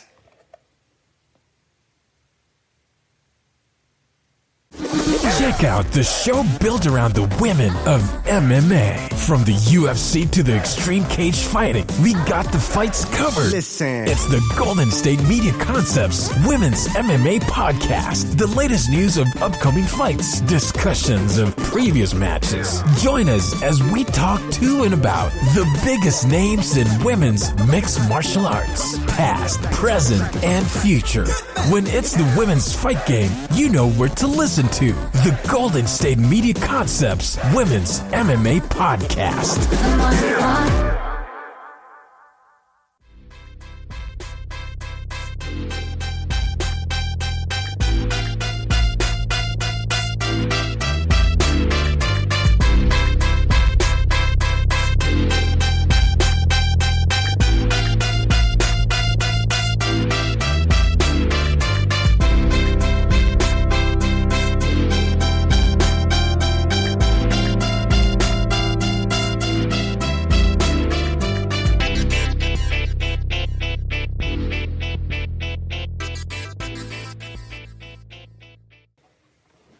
This is the GSMC Football Podcast. I am your host, Kayvon. Who I got with me today, Emmet Weinman. As always, Emmet Weinman, host of the GSMC Fantasy Football Show. You can go find his podcast at any podcast platform. Comes out twice a week. It's a lot of good stuff. I'm telling you, he talks some football on it too. Talks a lot of good things, but he'll definitely dive into a lot of your fantasy stuff, just like we're going to do here. We've been playing a little game of Contender, Pretender. We did the AFC. Now we're going through the NFC. So far, we've done the Seahawks, the Bucks, the Packers, and now we're going to go into the Saints, Emmet. The New Orleans Saints, very interesting team. They're 5-2. They're on a 4-game win streak, and they still don't have Michael Thomas back. So what do you think? You think they're contenders or they're pretenders? I'm going to say no on the Saints. I just don't think they have it this year like they did last year and the year before. But they were really, at the 13-3 running through the NFC. I just don't see it this year, and I think a lot of it's due to Drew Brees' limited arm strength. I mean, I know Saints fans don't want to hear it, but the fact is Drew Brees can't throw the ball downfield, and defensive coordinators know. But the reason I think they're scoring on offense is because their running back is so darn good, where you just throw them in the. I mean, there's plays where Drew Brees is literally throwing Kamara the ball on the flat, like a 5-yard pass that I could do, and Kamara is just running around breaking 8 tackles, and all of a sudden the guy's in the end zone. I mean, it's ridiculous. But, I mean, when you have a weapon like that and then you add a Thomas, I mean, the Saints are going to be productive, but I don't think they're going to be dominating and really controlling the NFC like they have before, especially with Tampa in that division. So, yeah. I'm going to have to lean towards no. I agree. I have them right down here as pretenders. I think that I honestly, I know we're not talking about this, but I like the Bucks big time on Sunday night. I've already took them -4. I think that first game, it was the first game Brady was there. I think the Bucks are better. And like you said, man, if it wasn't for Alvin Kamara, this team would probably be 2-5. I mean, he is that important, man. He is so important to this team, and they really do that. He is so special to watch. They just toss him the ball, and they say, hey, go and do what you got to do. And he's like a slippery, no one can tackle him. No one can do anything. He just breaks ankles. So if it wasn't for him, and I know Michael Thomas is going to eventually come back, but I still don't think that's enough, man. I think that it's clear that Drew Brees has lost a lot of arm strength. They really don't have much talent on the offensive side of the ball anyways, other than Thomas and Kamara. And the defense isn't as good as it used to be. The defense is still good, but it wasn't as good as the last couple years. So I think their window has kind of run out. They didn't take full advantage of it. They got screwed, a couple years ago against the Rams. We all remember that. But they're pretenders in my eyes. I just don't see it happening this year. Arizona Cardinals, this one's a little bit of a stretch to put this in but they are 5-2, so I thought we might as well. Arizona Cardinals, pretenders or contenders? I'd probably give them a better shot than the Saints. I think I would too. They're on the. So I would have to say, I would have to lean towards yes. I don't think they're going to do it just because their defense is good. Losing Chandler Jones for the year, I don't know, that really kills them. I mean, that gives them no pass rush. Yeah. I think you saw that versus Seattle when you give Russell Wilson no pass rush. He's guaranteed to drop 35 on you. Mm-hmm. So versus the elite teams, I think they're going to really struggle. But I'll give them a shot that they'll go to the playoffs at a wild card spot, maybe make some noise, but I don't think they're going to win it all. So, but I'll lean towards yes. Yeah, I agree. I think that I give them a better shot than the Saints. I give them a shot to make the playoffs and maybe even win a game depending on who they match up against. I like Kyler Murray. I like DeAndre Hopkins. I like Christian Kirk as the deep man. But you're right, that losing Chandler Jones is massive, man. I feel like Chandler Jones, because he's out in Arizona the last couple of years, doesn't get as much attention as he deserves. But he's been an animal. Even when they've been bad, he has been awesome every single year. And losing him, Budda Baker's great. Love watching him. But overall, they're still a couple years short. But I do like where they're heading, and I do think that they have a chance to make the playoffs and then maybe make a little bit of noise depending on the matchup. Los Angeles Rams, very interesting team. They've got a really good defense, but they have a great coach, but it's just like, what's up with Jared Goff? It depends, do you like him or not? They got beat by the Dolphins. What are your thoughts, Emmet, on the Los Angeles Rams? I don't like their quarterback, so I'm going to have to to say no. And the reason I don't like their quarterback is because once a D lineman talks a little smack him in the mouth, he shrivels up and he caves in. I mean, you see it. I mean, every time they lose, it's the same reason they lose. So I'm going to lean towards no. I mean, I think Sean McVay is obviously a great coach. They still have some missing pieces on the roster, but I mean, overall, it's not bad. They're still holding on to some of those guys they had in the Super Bowl run, but I just think I don't like Jared Goff, so I have to say no. Yeah, no, that's a fine answer. I mean, this is the NFL. If you don't have a quarterback that you like, then it's just flat out no.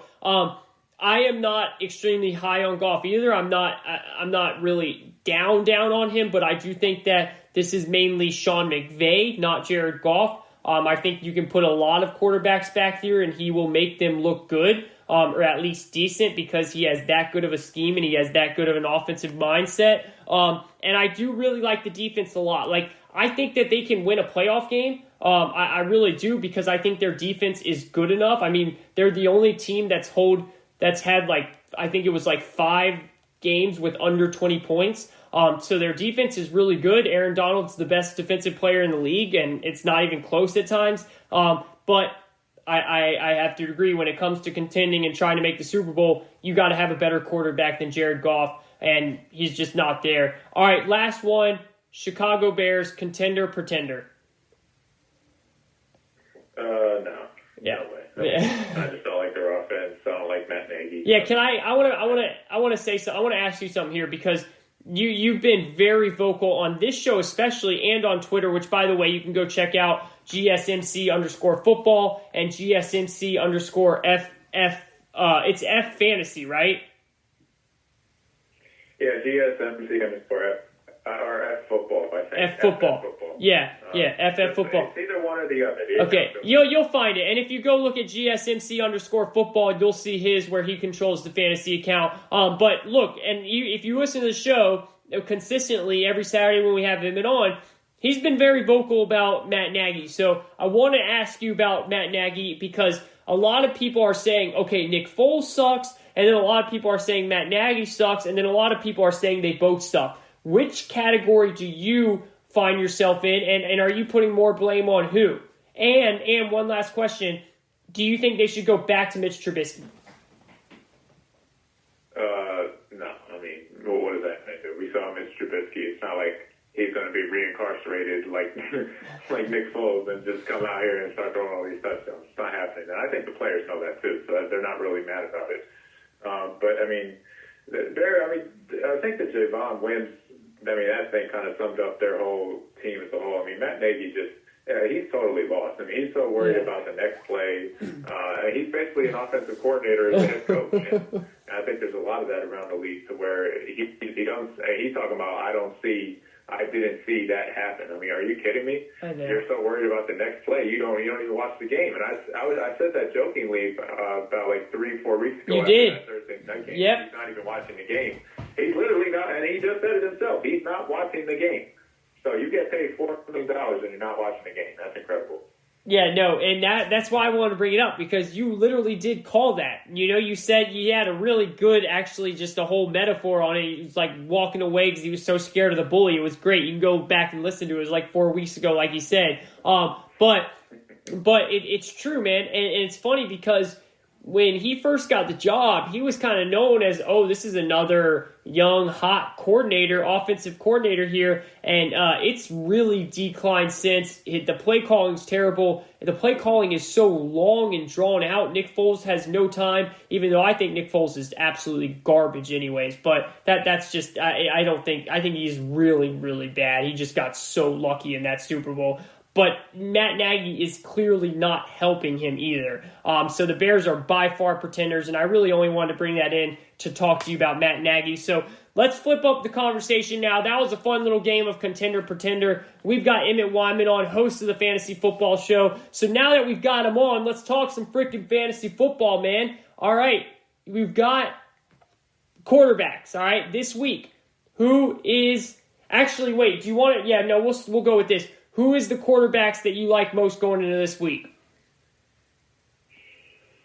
Most, I would say Kyler Murray every week, because Kyler Murray is a little jitterbug to with his feet, and all of a sudden he's down the field running 50 yards, getting you 5 points to rip. So I think that's the guy I like the most. I'd say the second most, aside from him, is my guy in L.A., Justin Herbert, who is just tearing it up. I mean, talking about a rookie quarterback, this guy, they hit him, man. Yeah. I know it's premature, but they hit him. The guy, oh, they definitely did. Good job for the Chargers. No doubt about that. He's been amazing. I mean, he's been awesome. Are those your two guys? Those are my top two, yeah. I would say after that, the obvious would be the Watson, the Mahomes, Big Ben versus the Cowboys. I mean, that's a give me all day. Josh Allen versus Seattle, that's a give me all day. Tom Brady probably would add him as well because the Saints can't really cover that well. Those are all my guys. So pretty much the same except for the same quarterbacks, the same top guys except for Murray and Herbert, I think, are my two favorites. Yeah, I agree. I really like what Herbert's doing, and if for some crazy reason he hasn't been picked up in your league yet, you need to pick him up. But because he has been awesome to watch. Running backs, who do you like this week for best matchups, or who do you like for running backs? Running back, David Johnson versus Jaguars. That's a give me all day. The obvious ones are the McCaffrey. He's returning for the first time and play him if he's starting versus Chiefs. Derrick Henry, obvious. Dalvin Cook, obvious. Chase Edmonds. I mean, this is going to be a guy that I think is going to have a lot of volume in this game coming up versus offense. I mean, Kenyon Drake's out for a few weeks with an ankle sprain, so he's going to be in. He's going to be receiving the ball. He's going to be running the ball. If you got this guy on your waivers, I mentioned it as a pickup a couple weeks ago. I mean, solely off the reason that Kenyon Drake got hurt. So it's good to pick him up just due to the volume. But if you have him on your team and you picked him up, I mean, first of all, congrats. Second of all, get him right in your lineup and don't look back because he's going to have a lot of work coming his way. Other guys I kind of like, I guess, for sleepers, I would keep an eye on Damian Harris versus the Jets. I mean, Sony Michel comes back for the Patriots off IR, so it's going to be could mingle with his rush totals and rush carries and whatnot, but I still think Damian Harris is going to do some work versus the Jets. I mean, he had finally a breakout game last week versus Buffalo where he got a touchdown. I mean, he's the Patriots' lead back in my mind, and I know they like to work in Burkhead, and they like to work in James White, and they like to work, but those guys ain't nowhere close to Damian Harris, so I'm not really worried about it. And I think, with the Patriots who are on a downfall offensively, they need a spark, and, maybe this kid is the answer to that. I don't know if he'll revitalize the whole offense, but he'll give him the spark, and hopefully they use him a lot. But I think that's a name that people aren't looking at. Yeah, I think he's a really interesting running back, and I really like. So I got lucky. I was able to pick up Chase Edmonds, and I threw him right in the lineup. And he is a talented running back, man. He just hasn't been able to get the opportunity because they have Kenyon Drake. But I really like Chase Edmonds, and I know this is kind of probably not going to happen, but I think if he has a chance to do really well where when Drake does come back, he could turn it into more of like a 50-50 split. Now, I don't know. I think Cliff really likes Kenyon Drake, but I'm with you, man. I really like the idea of Chase Edmonds, and DraftKings even, I feel like you should play him, but if Fantasy League, season-long fantasy, and you picked him up, you have him, you got to play him. Now, real quick before we move on, I want to talk about J.K. Dobbins because we're talking about running backs here. We said it on the show a couple weeks ago. You said from the beginning you've been very high on him. You told everyone, do not let him go. Hold on. If you can keep him on your bench, please do because he's that talented. We finally saw him break out last week against a very good Steelers team. Is this more to come, or will you think that was a one-week thing? I hope it's more to come, but my gut's telling me it's more of a one-week thing. I don't know if Ingram. I don't know. They have listed as questionable, but I have a feeling that Ingram's going to make his return this week. So it'll probably cut into Dobbins, which is like, for the whole argument that we just said. But at the end of the day, look, stash him because it's not like Ingram might not get hurt again. It could definitely happen. He's over 30 years old. It's a long season. So there's a chance that Dobbins could be a good play for you down the road. But, for like a buy villain or an injury. But I have to lean towards it's just a one-day thing. But who knows? I mean, maybe John Harbaugh was really impressed what he saw with Dom his last game, and he says, hold on, Mark Ingram, I'm going to give J.K. some snaps and near the goal line, and hopefully that results to points for all his owners. But I'm going to have to, I don't know, I'm going to just have to lean towards not really trusting him as a starter. Yeah, no, as much as I want to. I know, but he's got the talent. We're going to see how he, moving forward, eventually he will be there, but it might take, next year or so, but we'll see. But we do like seeing what we saw last game. All right, Emmet Weinman, host of the Fantasy Football Show, here with us, going through all the best matchups of every position. Wide receiver, who do you like this week heading into Week 9? I love Keenan Allen versus the Raiders. I think Keenan Allen is definitely a guy coming up on the trade deadline you probably want to target. His schedule is absolute cake. He's already had the bye week. He's got a good quarterback finally. So I think you always want that number one receiver to a good quarterback. I don't know how hard it will be to get him. I mean, don't trade your best running back for him, but definitely if you want to upgrade your receivers, I'd look at on the trade wire. The obvious names, your boy Julio, DeAndre Hopkins, Tyreek Hill, Devontae Adams already played, Tyler Lockett. I think those are the obvious. Will Fuller, if he's good to go versus Jags, I mean, give me that all day. Justin Jefferson, one of my fantasy favorites of the entire year. I was campaigning for him all season, saying, please draft this guy in the late round, stash him. He's going to get the targets. Stephon Diggs is gone. What do you know? He's right in there. He's a top 10 play every week. I think the guy we're all sleeping on as maybe a streaming option this week, two guys. I think Marvin Jones versus the Vikings with, Kenny Golladay going down for the hip injury, guaranteed to be out this week. It looks like he's going to be out another week as well. So that means Marvin Jones is the number one threat in that offense. I think that's really good volume. And I know you're going to laugh when I say this name, but one of my favorites, Cole Beasley, is definitely going to be in play this week as a streaming option versus the Seahawks, who are just god-awful on defense. And I think you got to start anytime your receivers are playing Seattle. You got to start them. So I think for a streaming option, he'd be a good pickup. No, I agree, man. And actually, Cole Beasley has been doing pretty well this season. I mean, he's had a couple games where he's caught 10 passes. So, I mean, Josh Allen likes to throw him the ball. Obviously, if you're looking for a big boom, he's going to have to get a touchdown. But, in a DraftKings type thing or even in a deeper league, I agree, man. I think Cole Beasley, I like him. He's a little nifty kind of guy. But it is funny, Cole Beasley, that's a good little nickname you got for him there. And then I like Keenan Allen as well. I think that his stock is rising because of Justin Herbert. What do you think about Mike Williams? Because I was thinking about this the other day. He's such a deep threat, and when he catches those deep balls, it's amazing. But then he also goes a game where he catches one pass. Like this week, would you play him against the Raiders, or are you just more focused on a Keenan Allen is going to take all those touches?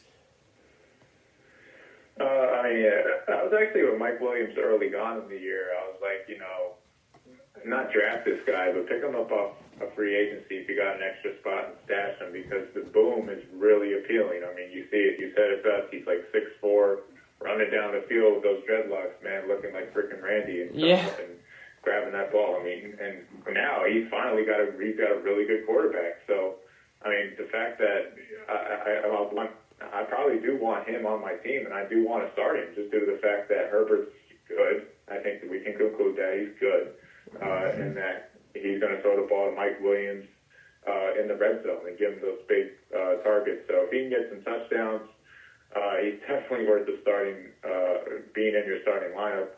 But I get it. The problem with him is just that you don't really know whether he's going to get those targets or not. But man, I mean, the boom is just so appealing with him. But if I'd lean towards putting him in my starting lineup if I had to this week. Yeah, I agree. It's that the boom is something special. I mean, he can go off and almost win you the week if he really has one of those games. All right, Emmet Weinman, host of the Fantasy Football Show, rounding out the segment here. Tight end, who you got this week for tight end? The obvious is the Travis Kelce. George Kittle's down, so I can't say his name anymore. Our guy, Waller the Baller. I know he had a bad week last week, but he'll bounce back. Don't worry. It's just about getting to him red zone targets. He gets targets every game. He's exactly. One touchdown. Too bad it didn't happen last week, but he'll bounce back. We've seen him. Hawkinson, he's a guy I've said, I'm never a fan of drafting tight end high in fantasy drafts. I said, I gave out about 3 guys to really take a shot on. I said, take a shot on Joe Newsmith. I think that was a hit. He's been ice cold recently, so he's not one of my favorites anymore. But that was still a good call. That was still a good call. Yeah, for the 11th round, that's a great call. T.J. Hawkinson was another one. He was an easy grab in the 12th, 11th round, and then Blake Jarwin unfortunately got hurt. But Hawkinson has probably been the best. He's consistent. I say this on my show every week. He's either going to get 60, 70 yards, or he's going to get 1 touchdown. And that's all you want of your tight end. Just give you your 7, 8, 9, 10 points and move on. Don't expect 25 points a game from your tight end. It's just not happening. Yeah. So take your 9 and move on. And I think that's what Hawkinson is, and especially versus the Vikings. I like him a lot this week. I think they'll either get a touchdown or get 70, 80 yards. Yep. And sorry, real quick. And you were talking about Marvin Jones. Kenny Golladay being out might help T.J. Hawkinson as well. So I completely agree, and he's been on the come up the last 3 weeks or so. So I like that. All right, keep going. I like Noah Fant. I think he's another buy low guy. I know the quarterback could be a little bit of a problem over there with the Broncos, but I love the talent with Noah Fant. I think he gets open. He's a very friendly target versus your Falcons. I like the matchup a lot. Yeah. I think the guy that we've all ruled out that is slowly coming back, and I think he's back, is Mr. Rob Gronkowski. I was saying about September, just cut this guy, give up on him, he's slow. Well, it looks like he's got his legs under him now, and he's proven me wrong because it looks like he's a really viable starter at fantasy. What do you think? Yeah, completely agree. And he's got his legs back. You're right, man. In September, he looked slow. He looked old. But he just needed some time. He's got his legs back. And most importantly, Brady is looking for him in the end zone. That's the biggest thing. It feels like he's getting a pass, 2 or 3 red zone passes a game now. And with Antonio Brown coming back, that might open it up a little bit more for him. I agree, man. Ron Gronkowski was on a lot of waivers. He's getting picked up for sure. I like what we're seeing out of him. Do you have any more, or is that good? The guys that I like as players, but I just don't know. I don't know where to project him. Mark Andrews, he's just falling off a cliff. Yeah, I can't believe that early on. But I don't know what's going on. And I think a lot of that is Lamar. If I got to be honest with you, I think that's why his numbers have taken a deep dive. Eric Ebron's been a guy that's, just always floated around on waivers. Somehow he has big games, somehow he doesn't. Yeah. Who knows with him? I can't trust him at all. Evan Ingram, I'm never going to trust. No way. And then Joe New, I don't know where to go with Joe New going forward. Because I just don't, with him, I think A.J. Brown coming back really hurt his targets. And then the other night, they had Corey Davis going for over 100 yards. So it's like, where's Joe New's rep? But we'll see if he comes back. Definitely don't give up on him. Just stash him if you drafted him. The name that I think, the one name for later weeks that I want to keep an eye on is Jordan Reed. And I know with George Kittle out, Kyle Shanahan had a relationship with him with the Redskins. I know he's had, a lot of concussions and it really has impacted his health. But I think going forward with George Kittle being out, he's a name to take an eye on. As well as, I know I'm throwing a lot of names out. I think I said this name last week, Dallas Goedert. If you want to stash a tight end, pick him up. That's a really good stash. Yeah, no, and I'm glad you're throwing these names out here because that's why I emphasize this position. When you get to this point in the season, man, and you start having injuries like you do with big names Kittles, there's not many players to go. So a lot of these people with tight ends, they're saying, what the heck do I do? So this is really good information. Hopefully everyone's listening to this, and that's what you got to do. You just got to find matchup-based and kind of ride it out and see where the trend is. And he's been telling you where to go from there. So I love it. All right, defense. Emmet Weinman, host of the Fantasy Football Show. Who do you like this week for defense, man? You got a couple options. I know you always attack one, but where are you going? Before we get into defense, I just got to say there is to finish finish up your narrative about the tight ends, I mean, there's always this narrative, or just people believe that I know, like public people believe that you got to have a good tight end. And, don't get me wrong, you always want to have a good tight end, but you don't need to spend excess resources to get one. You could get one off waivers. Yeah. Believe it or not, you could draft one in the late rounds. You don't need to go out of your way to go get Travis Kelce. But that was just my only point. No, you're right. It's spot on. It's a great point. Go ahead. I'm liking, I think the obvious one's the Steelers, versus whoever's playing quarterback for the Cowboys. Yeah. New England Patriots versus the Jets, that's obvious. The waiver wire defenses that probably are gone by now as last streamer, but Washington versus the Giants, just because we all know Danny Dimes. We didn't talk about the game on Monday night, but Danny Dimes, man, he's going to turn the ball over, and he's always going to cost you at the end. So you always you're guaranteed a interception or a fumble recovery if you pick up the defense that's playing him. And I think the Houston Texans are a really good option this week because who is playing quarterback? I have no idea who that kid is. I didn't even know they drafted some kid in a 6th round. I've never heard of him. I literally have never heard of that guy before. I'm shocked. So I was looking at Houston, man. I saw that they're on the streamer. The problem is they've been so bad this season as a defense. It's scary, but then it's also like, you're right. Shoot, who is this kid? You kind of have to, almost. Yeah, if it's my rule, anytime you're playing a third-string quarterback like Ben DiNucci, Brett Rypien, just take the defense that's playing him. It's not that complicated because it's guaranteed that kid will eventually screw up and turn the ball over. It's a guarantee, whether it be a fumble or an interception, and that's all you're looking for out of defenses. I guess some other streaming options. Let's be honest. All those defenses are probably rostered in your league just due to the fact that people get it. People understand Danny Dimes can't throw the ball, and they understand that the Jaguars have no quarterback. So, I guess other streaming options. I think Arizona would be my last option, due to the fact that Tua was a little bit shaky in that debut, and I don't know how he's going to really fare out. They're coming off a bye, so they're fresh. They got the legs under them. I'll expect them to get after Tua on defense. Yeah, I agree. I like that. And then I have one more for you. And this is a question that I see people always asking, and I find it very interesting. If you have a defense like the Ravens, a top defense, one of the top 3 defenses in the league, going up against a Colts team that has Phillip Rivers who can turn the ball over, but their offense also can be good at times. But then say you also have a defense on the waivers like a Houston Texans or a Washington. Would you rather, you got to put that Ravens defense in, don't overthink it? Or do you look at the matchup and say, shoot, man, I need to pick up are you really looking at the matchup for defense, or are you leaving in, like last week with the Steelers? The Steelers were playing the Ravens. You say, Ravens are a high-scoring offense, but you leave them in, right? What are your thoughts on that? I'm all matchup, man. Matchup. I am too. I think that's what it comes down to. And I don't draft a defense and stash them. I never have, and that's just because I know I can study the matchups on the waivers and pick up a defense for free that will have a good performance just because they match up well with this offense. Yeah. Not just doing your homework. So I'm always matchup favorite. I am too. Matchup is my favorite thing for fantasy football.